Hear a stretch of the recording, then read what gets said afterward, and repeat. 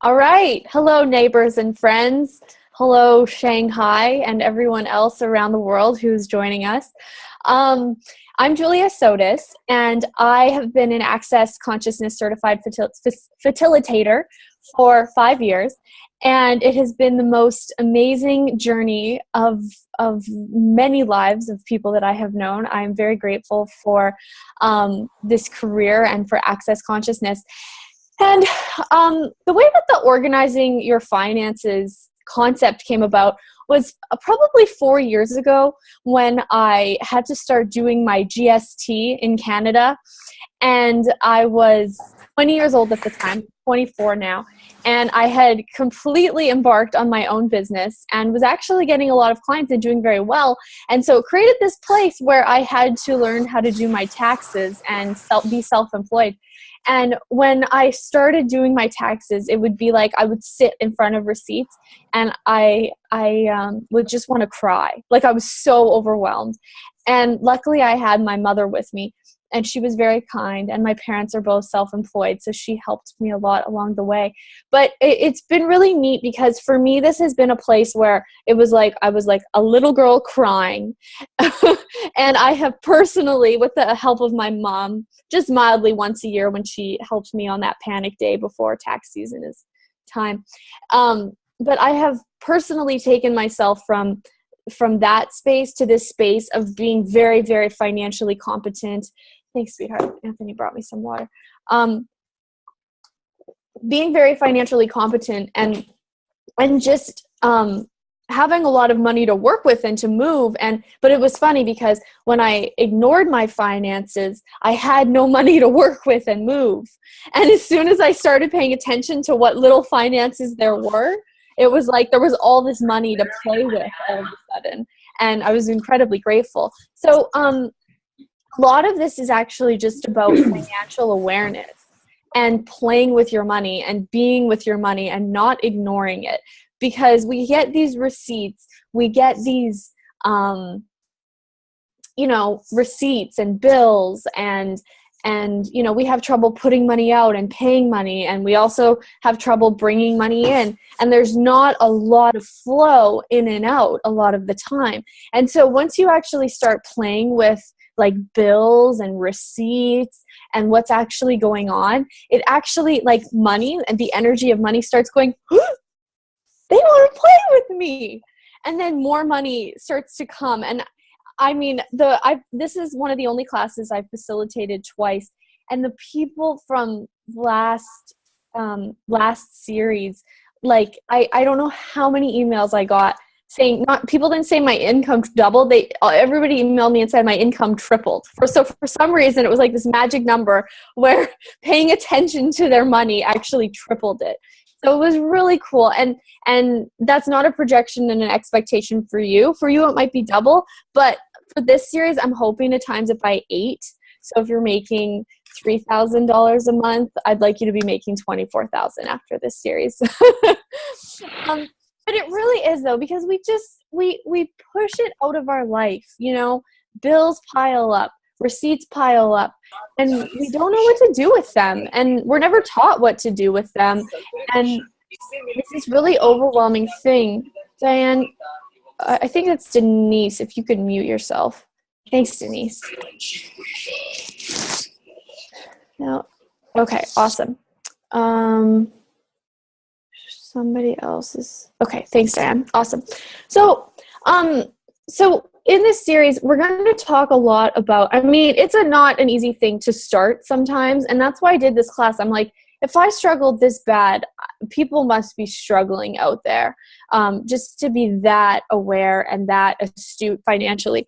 So in this series, I just want to create this space where, we grab all of our receipts, all of our tax papers, all of our investments, and we actually work step by step to organize them and to create with them and to give them the energy that they're actually asking for. So everything you're doing to ignore your finances, will you destroy and create that times a godzillion? Maybe. Then you'd have too much money. You'd have to spend all your time managing it. That would be bad. No, so everything that is right and wrong, good and bad, all nine, pot and pock, shorts, boys and beyonds. And I've developed a fun system for me, and I actually brought my stuff here because I wanted to show you guys how, just a little tidbit of how I do it. But like when I come home with my receipts, and we make it really fun. When I come home with my receipts, they go in my pink perfume box, and then I have all kinds of different I have for the whole year envelopes of each month of the year and where the receipts go. And then where there's different ways to do it. I like to do it the pen and paper way. I input all of my receipts into a ledger. Gary's talked about this. Gary Douglas, the founder of Access, has talked about, is anyone else having choppy internet? It's freezing. You can, I'm not sure if anybody else is, Shakti, but you guys comment in the thread. But what happens when you actually write something with a pen or a pencil in a ledger, it's like you're actually becoming really intimate with like the amount of money you're spending and adding and stuff like that. And some of you probably already have QuickBooks, or you have a method that works better for you. So we can also work with that method, but predominantly we're going to work with the method of using a ledger, because it just creates a different kind of intimacy that I like with the money that is being spent. And so it's like with the class, it's like we're going to go through and actually talk about, you know, what were the financial points of view that you grew up with? What were your parents' points of view about employment? You know, like, were your parents self-employed? Were they not self-employed? And anything that you're buying from them about employment, will you destroy and uncreate it all? Right and wrong, good and bad, all nine, pod, poc, shorts, boys, and beyonds. For me, I was very, very lucky because my parents were both entrepreneurs. And my grandparents were entrepreneurs. They were real estate agents. My parents were farmers.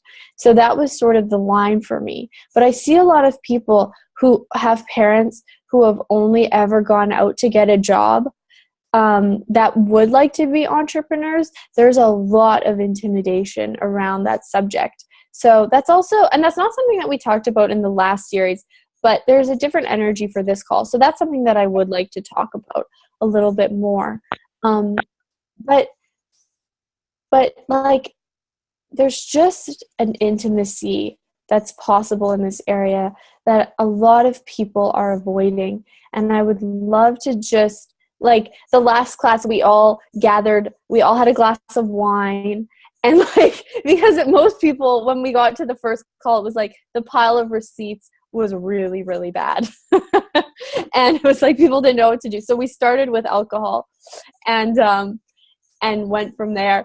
And but there was just this really amazing space that we all created for each other. Like, it was different because, you know, I trudged through by myself and like developed this system that actually works for me. And it's only really been working properly for the last year. So that things are really easy. But like for the 3 years before that, it was really difficult. So what I'm trying to do here is, with all of the people in the class, it's like I'd like to create a space where our energy contributes to each other, so that there's this whole sort of, there's people behind you when you're doing this and when you're choosing this. And it sounds sort of funny to say, like, you, like, there's going to be energy and people behind you when you're filling your receipts into your ledger, but it's really not an easy subject, and it's really something that people are not choosing. So there is a different possibility available, and it's just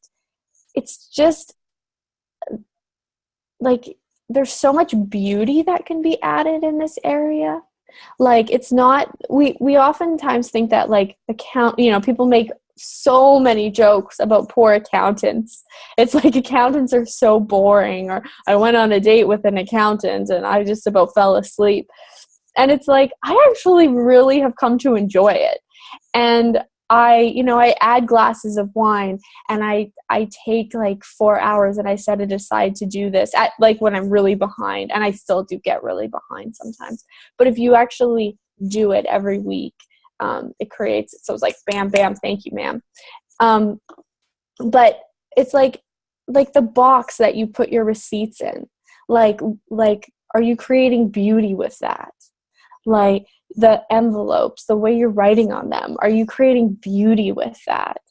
Like the ledger, are you creating beauty with it? We've defined it and termed it as this really utilitarian thing, and it's not. It's really, really a beautiful thing. And when we actually infuse that beauty into it, it creates this whole other possibility. And you're changing your energy with money from one of like utilitarian to one of beauty. So everything you have done, so what have you made so vital, valuable, and real about money as utilitarian that keeps you from creating beauty in the world with money? And everything that is, will you destroy and uncreate it all? Cool. Right and wrong, good and bad, all nine, pock and pod, shorts, boys, and beyonds. Yeah. And what other areas of your life have you made utilitarian that are actually asking for beauty? And everything that is, right, wrong, good, bad, all nine, pod, pock, shorts, boys, and beyond. My husband, Anthony, and I are building a new house right now.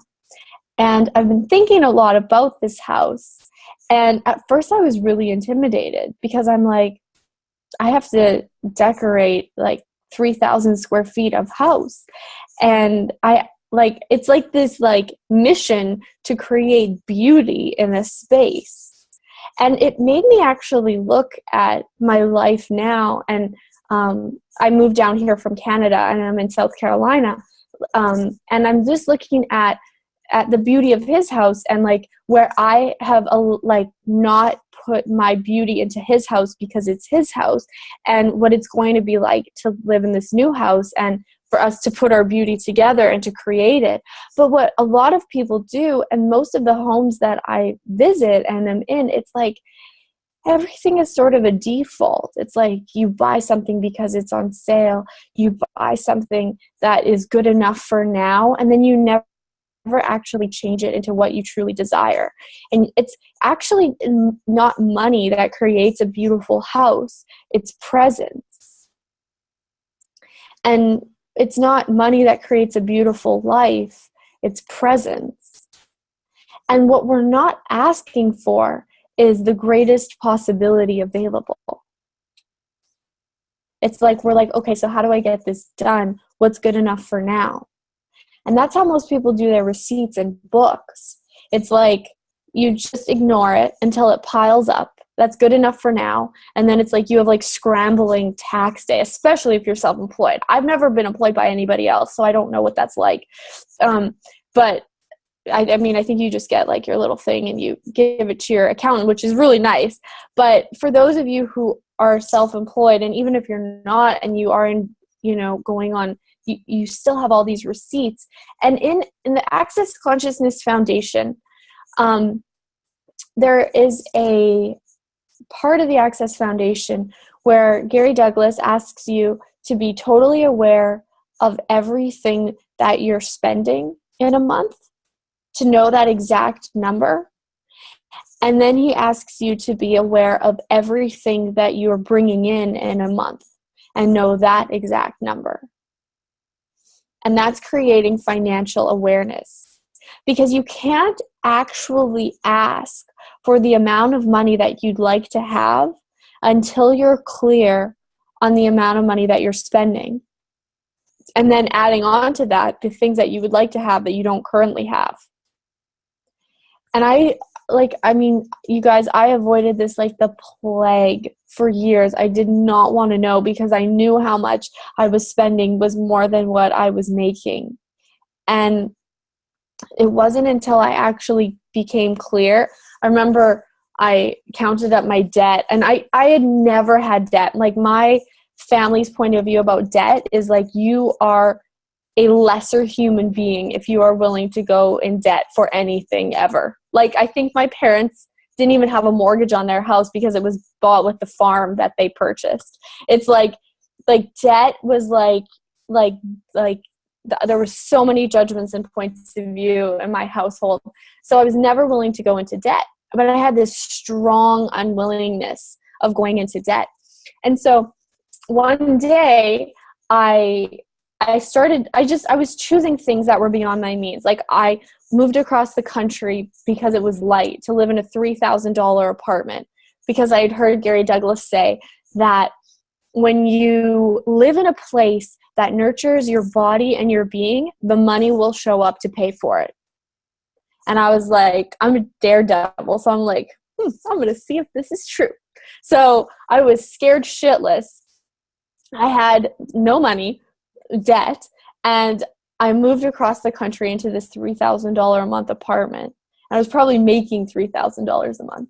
And within 2 months, I was making $10,000 a month, between $9,000 and like $12,000 a month. And I couldn't believe it. And at that point, before I started making the 10, I counted up how much debt I had, and it was $33,000. And for me, growing up in my household, to have that much credit card debt was like the sin of death. And I had to pock and pod myself for a week just to sit to get out of bed in the morning because I had so much guilt. And so it was just this space, though. Once I actually knew how much I owed, I got out of it really, really quickly. Like, within 6 months, I had probably gotten out of all of it while paying $3,000 a month rent, while traveling the world and facilitating and taking classes and doing whatever I wanted to do and eating at nice restaurants. It was like I chose my life. And I talked to Gary about it later, and he's like, Julie, you didn't actually create debt. You did what you had to do to create the life that you knew was waiting for you. So, and I'm not one to condone debt, because that can be really scary sometimes, but it's like, it is actually a tool to create a greater future sometimes. But you can't do it blindly. You have to be aware of how much there is, and you have to be asking every day, what's it going to take to create never enough money, but always more than I could spend? And that's one of the biggest questions. I'm going to give you guys 2 main questions today. And the first one is, what would it take to have never enough money, but always too much to spend?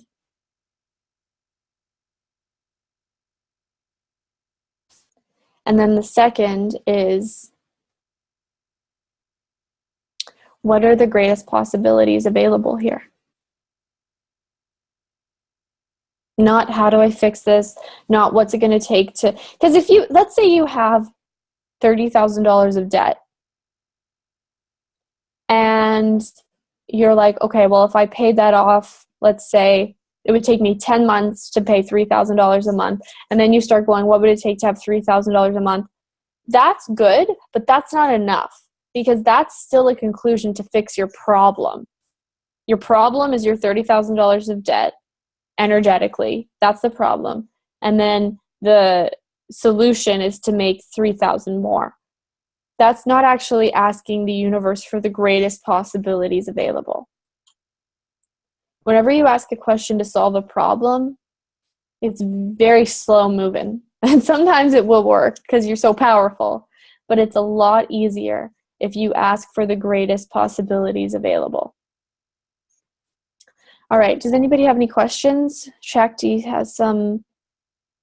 I have a beautiful box. Okay, there's lots of questions. Okay, let me see. Okay, so we'll start with Dagmara. I have a question. Why would you keep the receipts? I keep recording them in a notebook and throw them away unless these are bigger expenditures and warranty attached. Okay, that's true. And that's fine, Dagmar, as long as you write them down. For me, I'm self-employed, and I'm just giving you guys what I have done, and then it's all about you asking the question about what's going to work for me. But I'll give you some possibilities, and then it's like about you finding the greatest possibility for you. But I do keep my receipts because I'm self-employed, and I need those for my accountant at the end of the year. So you can take a picture of them. Some people take pictures of the receipts, but I do need a record of that. But you don't have to keep them. If you write them down, that's awesome. I like to keep mine in the brown envelopes in the pink box, and I have my own little system that has become really, really fun for me. But that's not totally necessary. And Shakti has a beautiful box for her receipts. Awesome. Shakti, I've been using a system on Dave Ramsey's website for about 8 years. He believes that if you tell your money where to go, you will never wonder where it went. I know there are other software systems that allow this system. I, however, have enjoyed the ease of this program. Cool. I have never been able to wrap my head around what never enough money and too much to spend is. I don't get it. I am missing how that creates more. Well, that's the point. It's because you can't wrap your head around it, and you can't think about it, and you can't think yourself out of existence so that it can't show up. But never enough money is so that there's never enough. You can always have more. You're always creating more, but there's always too much to spend. It's specifically designed so that your mind can't wrap its head around it, because if it could, your mind would stop it. Damn minds. Okay, Shruti. I am able to make money for everywhere I work. When I do my own business, some mess happens and I shut that door or I incur a loss. I'm not sure I totally understand. I'm not sure if you're on live, Shruti, if you could ask that question in person. I don't fully understand the question. Are you on here? All right. If you want to type it a different way, so I can understand it a little bit better. All right. Does anybody have any live questions that they want to ask? Nope. Crickets? Yes, I have a question. Sorry, my mic was off. Okay. That's okay. Hi, Andrea. Are you Shruti? No, I'm Andrea. Oh, your mic was off. Okay, I'm like, okay, cool. I'm like, you're Andrea. All right, What's up? My family has the belief that for you to have money, you have to work for someone else. So since I'm starting my own business, they're like telling me, no, you have to work for someone else, and they're pushing me like financial. You're going to end up poor and on the street working for yourself. Something like that. And the irony is that they are in debt and I'm not in debt. Well, definitely listen to them. I owe my dad money, but people who are in poverty. Cool. So, yeah. And I mean, this is just going to take you being you and changing the world. Yes. My question is, I still freeze sometimes when I feel that like things are going and I'm like moving forward and things are going my way. I like remember what I said and I freeze and I stop everything and everything that collapses and I have to start from the beginning. I have to start from the beginning again. I'm just like, oh shit. Right. So well, how do I stop myself from stopping myself? Well, how tall is your glass ceiling above your head? Is it like 1 inch above your head? Is it like a foot? Is it 6 feet above your head? No, it's really close. There's a glass box. How far is it? It's really close, like a foot. It's a foot. Okay. Yeah. So it's like every time you like get going, you got it. Once you hit that 1 foot above your head, you got to come back down because you don't want to make your family feel too bad. You might destroy every limitation they ever had if you become self-employed and wealthy. Yeah, maybe. So everything that you've done to create that glass box 1 foot above your head, will you destroy and uncreate it all? Yes, please. Right and wrong, good and bad, all 9 pod pop shorts, everything else. So would you be willing to move it like maybe 1 foot higher so that your glass box was 2 feet? Like a million miles away, please? No, you can only move it one foot higher. I don't want it there. Okay. I don't think you're powerful enough. Oh, yes, I am. Fuck you, Julia Sotis. No. That's what you're supposed to say to me. So everything that is, everywhere you've been told you're not enough, you're not strong enough, it's not going to work, you're destined to fail, will you destroy and uncreate it all? Yeah. Right, wrong, good and bad, all nine, pot and pock, shorts, boys and beyonds. Yeah. Yeah. The voices are going to be louder for a while, but if you choose and you choose and you choose, you'll start to realize that each choice creates something greater. Okay. And your life may actually start to work out. And you may one day have no glass ceiling at all. Perfect. That would be awesome. Okay, cool. Thank you. You're welcome. In the chat. Okay, Shruti. When I am in a job, I make money for that company. Okay. But whenever I start my own business, I either have to close the business or incur a loss. Well, first of all, everything you're not acknowledging about the creative magic you were starting your own businesses and being willing to fail, will you destroy and uncreate that? I'll assume you say yes. Right and wrong, good and bad, all nine, pod, poc, shorts, boys, and beyonds. And okay, so that's cool. So yeah, so it's like, well, what have you decided? Shruti, yes, in the chat. Good. So yeah, it's like I didn't think that this hangout would go here, but I'm glad that it is. It's like everybody in the world is either self-employed or they're working for somebody self-employed. Like, think about it. Every successful business started by somebody who was self-employed. So for what reason would you think that you creating a business, it would be unsuccessful? So everything you've done to create a small enough business so that it could be unsuccessful, will you destroy and uncreate that? Right and wrong, good and bad, all nine, pod, poc, shorts, boy, meows. It's like there's an energy of small business. It's like none of you are going to create a small business. That would be virtually impossible. But you can create a large business. And everything that doesn't allow that, and everything you determined, decided, and judged about that, will you destroy and uncreate it all? Right and wrong, good and bad, all nine, pod, poc, shorts, boys, and beyond. And everything is creatable. There's Shruti. I see your face. Yeah. Thank you. Yeah. Thank you so much, Julia. Thank You're you. so welcome. Because it's like when you aim, within your glass ceiling, you're not going to get anywhere. You don't give a shit. It's too small for you. So you're going to fail. And you want to fail because you don't want to create something that small. But if you go higher, if you ask for more, it will work out.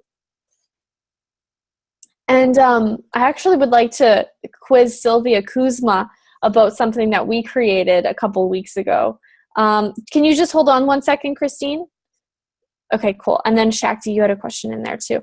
But Sylvia, what did we do 2 weeks ago? My unmute? Yeah. You're good. We had a bars class together. You mean that one? Yeah, we created a bars class, and it was very, very last minute. And Sylvia was coming in from the Netherlands, and she really, really wanted to take me and Anthony's foundation class. But she's like, I have to create some money to create the foundation class. So she's like, I'm going to ask you a ballsy question, but would you co-facilitate a bars class with me? I was like, of course. Why would I not? And even though I hate co-facilitating, I was like, we'll make this work. And total joy. But it's like we had 4 people in the class, and they were all first-time people. And so it wasn't a huge crazy class by any means, but it was like the last 3 people didn't register until like the night before. Yes. Sorry, I'll let you talk about it. No, go ahead. No, go ahead. Yeah, but it seemed like there was no way it could be created. There was no possibility. But a couple times in the weeks before, we got together, we talk and plotted all of our projections and expectations, we put our barriers down, we pulled energy, And we asked, what actions do we have to take? So we throw out a Facebook post. We would, we put flyers in Anthony's chiropractic office. We just did like just a couple little actions here and there. It wasn't even that many. And this beautiful this beautiful class was created. And there were these 4 new people who knew nothing about Access Consciousness before that. And they, like, one of them came to 2 of them ended up coming to the foundation because of it. It was like just this beautiful, beautiful day and this beautiful, beautiful creation. And it's like, what we do though is we know that something can be created. We know we can have this business. The whole world tells us we can't because it's designed that way, because they don't want everybody to be an entrepreneur, because then we'd all be happy and successful. So it's important that we are told that it's not possible and that we must have a small business if we're going to have any business at all. And it's like, that's not true. You actually have to follow through energetically with things. And people used to tell me, Julia, you post a class, but you actually hide from your class once you post it. And I was like, I do. And it's like, you have to be 100. And this is where Gary's talking about with 100% committed to your life. You have to be 100% committed all the way through, because when you're not, it's like only a little bit can get created. And for most of the things you're creating right now that are not working, you're probably 0% committed. And the things that are working, you're probably like 10 or 20% committed. So can you imagine what would show up if you were 100% committed to everything that you did and chose? And you cannot fail. You have energy pulls on your side, you have clearing statements, and you have the question, what's the greatest possibility available here? Like you can't fail. Like you have to work really hard to like go lay down in bed in a ball, curled up in a ball, and like unchoose. That's the only way you can fail. And that's probably what you do. I did it a lot too. But it's like, or you have to shoot low. But when you're actually shooting high enough for you and you stay on, and it's like, I created an expo once in a small town that I lived in Canada. And it was the biggest expo that they had ever had in that venue. A friend and I did it. And every time we would freak out and we would be like, why are we creating this expo? How is this possibly going to work? There's no way for this to work, because it had never been done before. We stopped and we went, don't be idiots. We put down our barriers and we just started pulling energy, and we flowed energy through the whole community. And there were, for a small little tiny town, there was 550 people came, and we made a great profit. And it was like the craziest thing we ever did. And it improved our businesses because we were both self-employed. It improved them immensely. And we were in magazines and newspapers, and it was this really beautiful thing. But there were so many moments where we could have chosen to fail, but all we did was stop and pull energy. Maybe we need like t-shirts. We should all get matching t-shirts that say stop and pull energy. Because it's really hard to fail when you choose to not fail. Okay, Christine? Yeah, more awareness has been coming in about it, but it was about trusting me with money. When you talked about the self-employment or working for someone else, that was kind of the thing that came in that I just hadn't seen to that degree, where it's just like, oh, I don't trust me with money. And shifting from that. So I was just wondering if you had awareness on what, say, contributed to you, say trusting you with money, or how you perceive that. Right. That's a good question. Well, I have read the How to Become Money workbook 27 times. And so that has changed a lot. It's only 89 pages. So reading it 27 times isn't like insurmountable. I've done it over about 4 years. But so that's created a lot of trust, because there's something within the words of that book that changes how you are with money, because you actually trust that you are money. It's not something you have to go out and get. So that is, and actually I'm going to cross promote here. I am doing a 6-part How to Become Money workbook series. Katie Rubin, the comedian, is my host, and we're going to have a hoot. So that is coming up also. And we're going to go through the book 3 times, like literally reading page by page and like just clearing what comes up. So, but the other thing is, it's like when you start learning about money, you're like 4 and 5 and 6, and energetically, like when you're like in the womb, and 7 and 15 years old. And then it's like we never really grow up. We never really see ourselves as somebody who's like, now I'm a grown up and I am competent to be self-employed and deal with money and be with money. And what happens is this place where we like think we're still 12 years old, and we like $100 is a lot of money to us. And then it's like, where are you still functioning from that point of view? That $100 is a lot of money, because it's not. But it's like, so we create this like, I'm not going to look at this, rather than just, it's a choice. It's a choice that you'll make in a second to go, okay, I think I'm grown up now. And I'm going to love money. I'm going to deal with money. And if it kills me, if I die doing it, I'm going to become financially competent. Thank you. That helps a lot. Yeah, cool. You're welcome. All right. Okay, Shruti we talked about. And then we have Shakti. I'm going to be in the midst of a separation over the next year. So, congratulations. I think divorce should get just as much of an applause as marriage. So how do I apply a future of greater when I haven't got a clue? How can I apply a future of greater when I haven't got a clue of what the split of our family is going to look like? I get a lot of points of view and a lot of my husband's stuff in the way. Yeah. We have been together for 20 years. That's a long time. So there's a lot of grief that comes if I go there, or I pick up on his. I know he doesn't have I don't know why I can't read right now. Sorry, I'm like a kindergartner. I know he doesn't have a lot of faith in what I can create. Okay, well, how much of so think about your day, Shakti. How much of your day are you being Shakti, and how much of your day are you being your husband or ex-husband? Like, what's your percentage ratio? Like, are you being him like 80 and you 20, or? I'm listening to you on the phone because this is so unstable. Oh, okay. So I'm trying to not have them together at the same time. Gary the I would probably say 60%. You are frozen. What happened?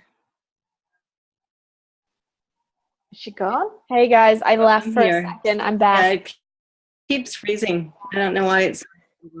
It could be partially my internet. I'm not sure why though. Okay, am I back? Can you guys hear me? Yes. Yeah? Okay. Yeah. So Shakti, what would you say your percentage is of you being you and you being him? I said 60%. 60%. 60% Shakti or 60% ex-husband? He's not an ex yet. 60% husband. him. So, okay. Yeah. So that's a lot of being not you. So everything that is, that's a big number. So everything that is, will you destroy and uncreate it all? Right and wrong, that all 9 podpoc shorts, boys and beyonds. So have you decided, are you aware that you are the stronger, more conscious person in the relationship? Yes. Yeah, you are. And but that doesn't mean that you have to spend 60% of your time energetically taking care of him. Right. So everything that is, will you destroy and uncreate it all? Yes. Yeah. Right and wrong, good and bad, all 9 pot and pock, shorts, boys and beyond. Yeah.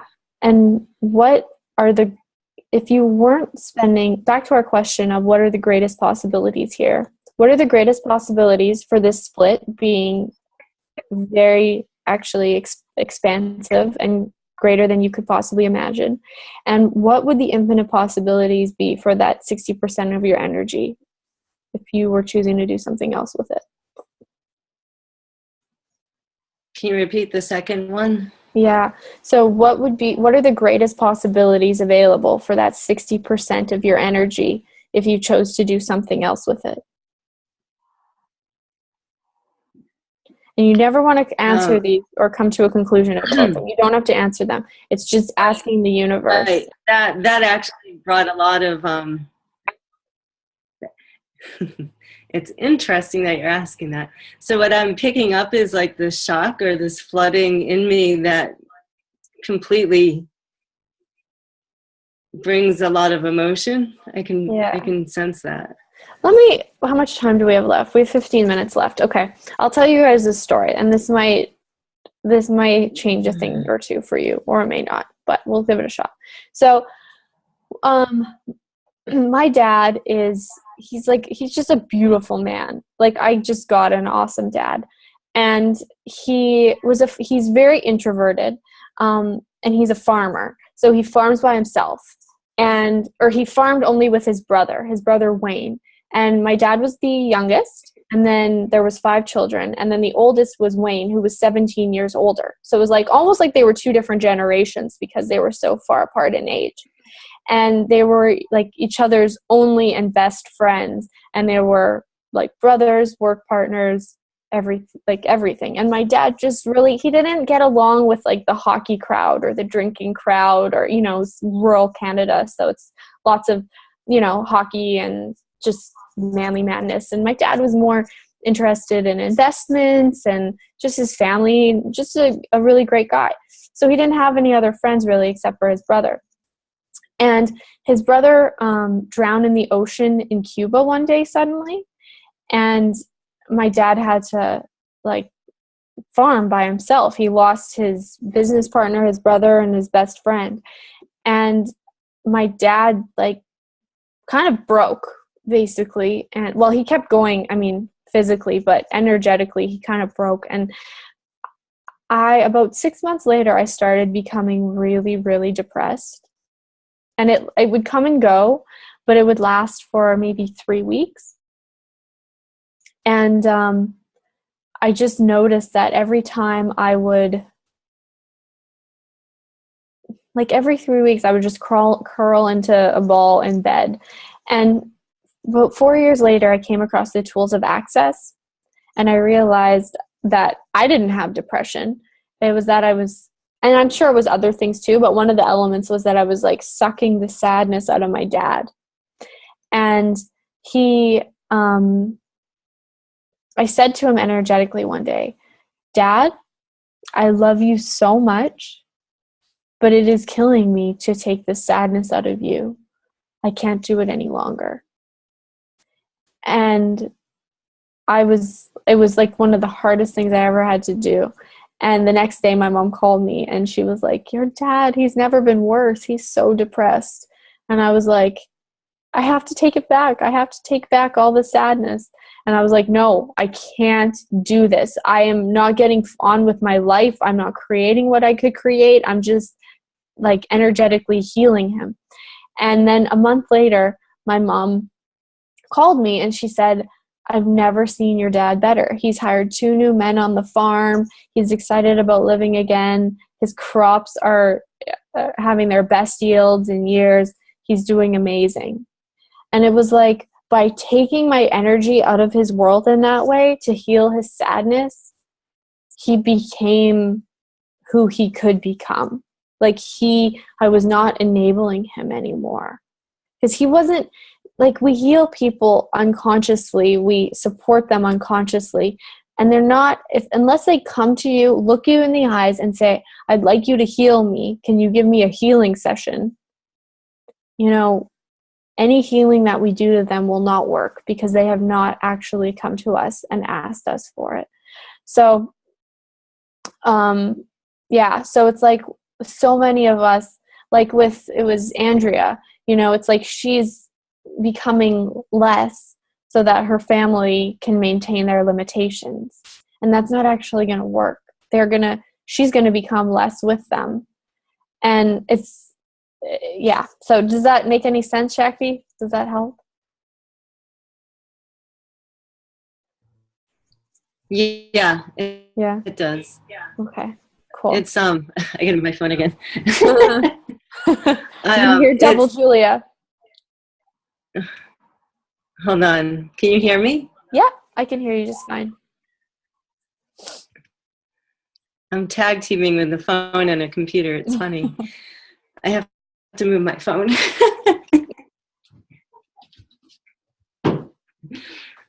It has like a delayed.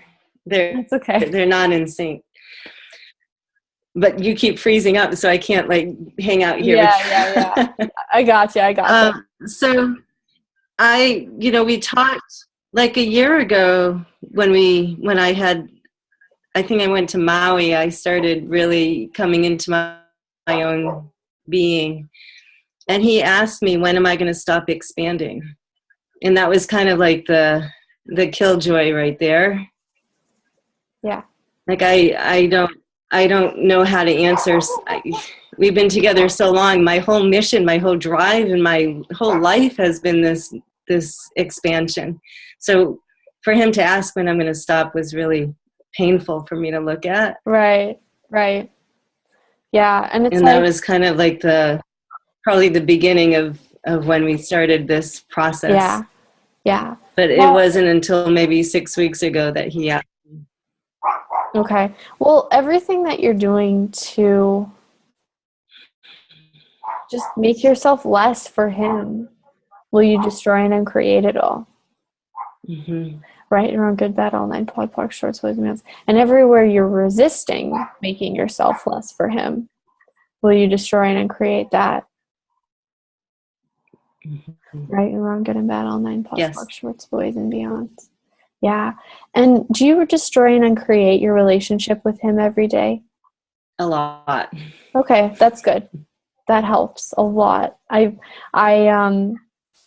try to remember to do it every day because it really, really makes a difference for each individual day. Mm-hmm. So, yeah. Cool. Awesome.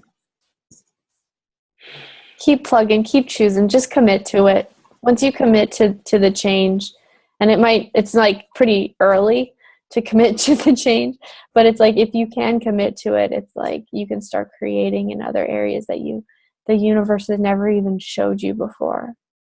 I committed to a coach, so I'm working with someone. I'm starting tomorrow with one-on-one. Cool. For the next 3 months. So cool. How does it get better than that? Awesome. All right. Let's see. Yes, you're welcome. It's Adele. Hey, Adele. Hi. How's the Adele How today? Are you?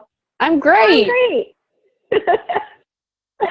I have a question for you about this piece of like taking sadness out of your parents' reality. And Dave had asked me at one point in an ESG class if I was willing to let my mom die. Right. And in my mind, those two things seem to be linked, apparently. It's the one thing that I am aware that I'm doing is holding myself back from my family to like keep my family or something. And it's one of the things that I'm really aware I haven't been willing to change. And I'm just wondering if you have anything to add to that, if you can. Well, I think it's quite brilliant, Adele, that you actually realize you're not willing to change it, because that actually is an awesome space to be in.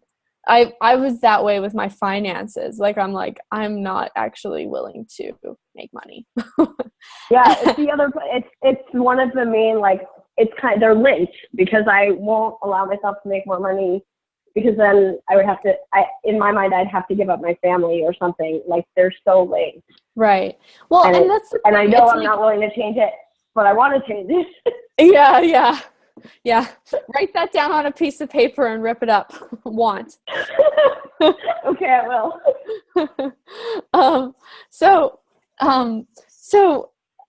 I mean, there have been times where I literally, and I have great family and they can support me, but I had like these strong times where I thought that, like, where I was like completely 200% convinced that if I like chose to do Access and chose to work for myself and just any of it, that I would end up like homeless on the street. And like, I would walk down the street and be like, wow, I'm going to be homeless like that guy. Like, how am I going to do it? I'm going to be homeless. And it was just like this, like just this strong lie in my head. And it's kind of the same with you losing your family. It's like, that's completely preposterous. Like, it's not going to happen. And it's like, but you have to be willing to. Like, I literally got to a point where I was willing to be homeless on the street because I was avoiding it so strongly. So one thing that you can run is the opposite, the energy, space, and consciousness clearings opposite. Like, what energy, space, and consciousness can my body and I be to be the familyless loser I truly be? That's for you too, Andrea. Get on that, Andrea. And everything that brings up, will you destroy and uncreate it all? Yes. Right and wrong, good and bad, all nine, pot and pock, shorts, boys and beyonds. Because this piece of like being willing to lose everything and everyone it really holds true. Like, when you, like, there was a point where I really had decided I had to denounce everybody, which was really stupid. You don't have to denounce everybody to do access. But there was a point where I really did get to the willingness, like the true willingness to be totally alone. And that's actually when I met Anthony. It was like I was totally willing to be alone. And then Prince Charming rode up on his horse, and I was very happy with that. But I was at the place where I was like, I'm going to be single for the rest of my life. I'm really excited about it. I'm going to be self-employed. I'm going to travel the world facilitating access. I do not want to have kids. I do not want a husband. I don't need any of it. Whereas before, I was like, I have to find my one true love. And that doesn't work either. So it's like if you run what ESC can my body and I be to be the familyless, the loser I truly be, it might actually get this place where you like truly are unwilling to change it. So just go the opposite way. I love it. Thank you. You're welcome. It was like Gary told me, he's like, basically encouraged me to sleep around and like become a slut. And because I was so like, I must find my prince and my one true love. And it was just pathetic. I couldn't create anything. I couldn't do anything. I couldn't make any money. I couldn't go anywhere.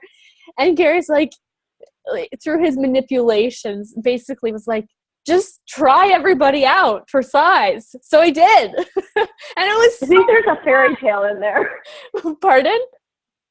I think there's a new fairy tale in there. Yeah, exactly. Cinderella gone bad. Princess who slept around. Exactly. So it really was this space where I was willing to be anything, do the opposite, and be a homeless slut. And by that willingness, it's like I have total choice in that area, and I've been able to create the relationship that I've wanted since I was like 3 years old. Since I came to this planet, that's what I wanted, and now I have it. I truly have it exactly how I desired it. But just from the willingness to completely lose it, and like I'm gonna have this whole entire life, and that's gonna be awesome. So, does that help? Yeah, thank you so much. Yeah, you're so welcome. Okay, we have 4 minutes left. Does anybody, okay, we have some stuff in the chat. Okay, so we have Shruti again. Okay, Shruti. Julia, I am lucky my job allows me to travel a lot. I'm a fashion designer. Damn, that's cool. And plan the business deals. Nice. We have clothes exhibitions every week, and lucky to use the access tools every time my traveling and staying behind is being upgraded. I choose to facilitate access classes and be a catalyst. Please tell me more about pull energy, and many times I have a client or a boss pushes energy as a humanoid. Please tell me. Okay. That was a long story. Okay, so you want to ask the question, is this person pushing or pulling? And this is in the foundation class. Have you taken the foundation, Shruti? Yes, yes. Yeah. So it's like if somebody is a pusher, you want to pull energy through them like intensely. And I use the energy pulls to create things. Like I put energy, if I know I have a class coming up, I put the class in an energy ball in front of me and I pull from the whole universe into that class through the ball and through me. And we can do that more in the organizing your finances class. Just for creating ease with that. And I actually, there's a audio loop of my voice, like doing like the 3-minute energy pull exercise, like pulling energy through the universe, through the class, and through you. And it's just a way to create things. But basically, and then you can send little trickles out to all the people who are looking for you so that when they meet you in person, they'll already know you energetically. So it's a wonderful tool. I use it for everything. Nobody listens to it. Nobody wants to do it. Nobody wants to be successful. So that's fine. I'll keep it to myself. But it has changed everything for me. It's been really awesome. Cool. Just the difference that what is when people are pushing energy at you. You can just sense it that somebody is just pushing it, and I mean they're not even. As a humanoid, when we try to explain them, they don't get it in the head. No. You never, ever tell anybody if they're pushing energy, ever. Because that's not cognitive. What you want to do is be aware of where they're functioning from and pull energy through them. Like, I don't talk about access to people. If people don't know me as an access facilitator, I tell them what I do. I give them a blip. I say, I do something called access consciousness. It's a set of tools and processes that are really weird and really wacky, and they work. And I travel the world facilitating them and do lots of classes online. And that's all I say. And if they ask me more, good for them. And if I'm going through airport security, I tell people I'm a yoga teacher because it's much easier to explain to a customs agent that you're a yoga teacher than you are an access certified facilitator. You get through a lot easier. So it's like you got to use things to your advantage, and don't talk to people about access ever unless they ask you specifically, like, what is access, or can you tell me more about this? Because it's actually like access is so powerful that if it's not just a quick introduction or and you're telling people things they don't want to know, it actually feels like a violation in their world. Like, it's not kind to teach people about these tools if they haven't asked you for them. And what you want to do is you want to be the craziest energy pull in the world.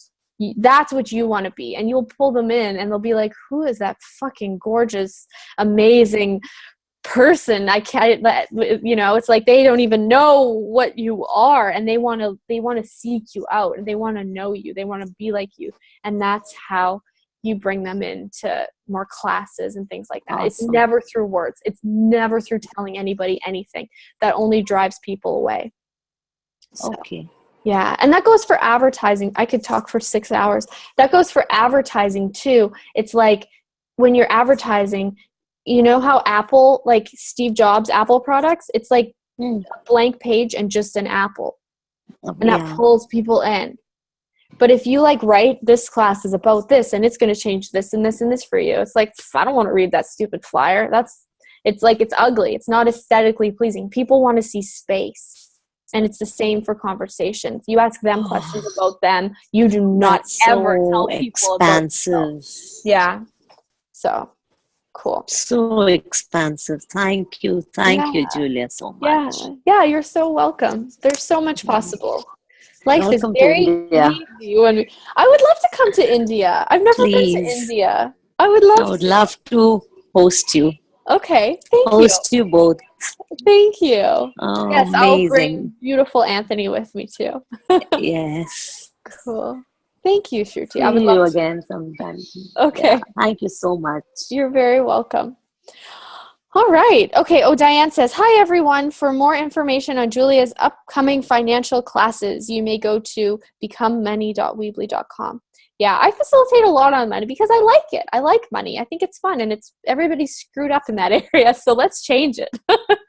I'm one of the only facilitators also who does the advanced How to Become Money workbook. So I have that class coming up, and I'm doing the original How to Become Money workbook, financial. And then there's another class coming up called Beyond Fantasy. So that's going to be a 6-month club. So you guys can watch for that too. So there's lots going on. I love facilitating. I also do private sessions. I'm $250 an hour, and that will soon be going up to $300. So if you guys do want private sessions, I really do enjoy those as well. But yeah, so this class it's going to be 3 classes, and the first 2 classes are like 2 days in a row, or there's only 1 day between them. So we're going to like get everything together. We're going to start working on it. We're going to dig in really deep. We're going to clear everything that's coming up. It's going to be a really question-oriented class. They're going to be an hour-and-a-half sessions each. And then that'll be the first 2 days. We're going to get everything cleared up and really clear and organized. And then we have a month go by where you guys can really institute this stuff. And then a month later, we have another class that's going to be basically where we get together and you're like, this isn't working, and this is working really well, and this is what I did, and this is what's not working, and I have this question. And just to get together and just get really clear so that you guys are really strong machines by the time this is over and everything is organized and clear for you. So, all right. Mwah. Mwah. Mwah. It was wonderful to spend an hour with you guys. You're welcome. Amazing. Awesome. Bye. Okay, bye guys.